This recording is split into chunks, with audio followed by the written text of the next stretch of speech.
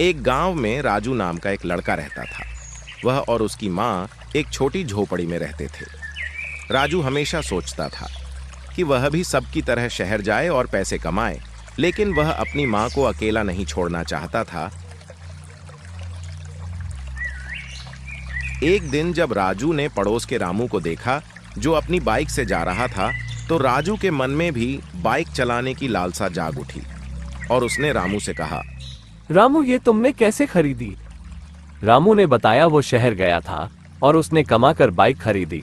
और रामू ने कहा, तुम भी शहर चलो मेरे साथ।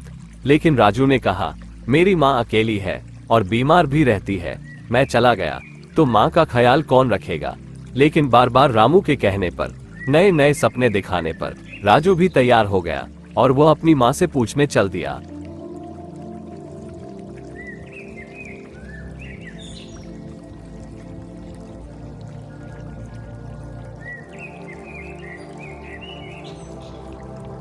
माँ, मैं शहर जाना चाहता हूँ, सबकी तरह पैसे कमाना चाहता हूँ, बाइक खरीदना चाहता हूँ। माँ के काफी समझाने पर भी वह नहीं माना और कहने लगा, माँ, मैं वहाँ पहुँचकर रोज तुमसे बात करूँगा। जब राजू की माँ ने देखा कि उसका बेटा शहर जाना चाहता है, तो आखिरकार उसने अपने बेटे की बात मान ली और इजाजत दे दी।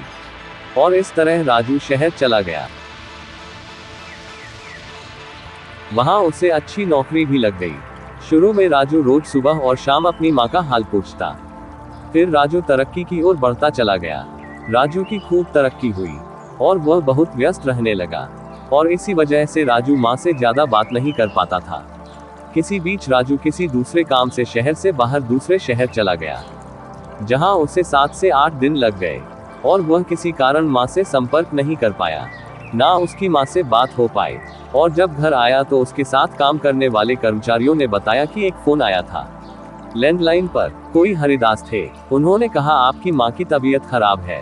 ये सुनकर राजू फौरन अपने गांव के लिए निकल पड़ा। वहां पहुंचा तो उसने देखा खाली घर, जो अब बंद पड़ा है। राजू ने हरिदास चाचा से पूछा, चाचा, माँ कहाँ गई है? चाचा ने बताया, बेटा, तुम्हारी माँ को मरे 7 दिन हो गए। ये सुनकर राजू जमीन पर गिर गया और खूब रोया। वह यही सोच रहा था, काश उन आखिरी दिनों में मैं अपनी माँ के साथ होता। इस कहानी से हमें ये सीख मिलती है, जितना हो सके अपने परिवार के साथ वक्त गुजारना चाहिए, क्योंकि जिंदगी में सब मिल जाता है पर माँ का प्यार नहीं मिलता।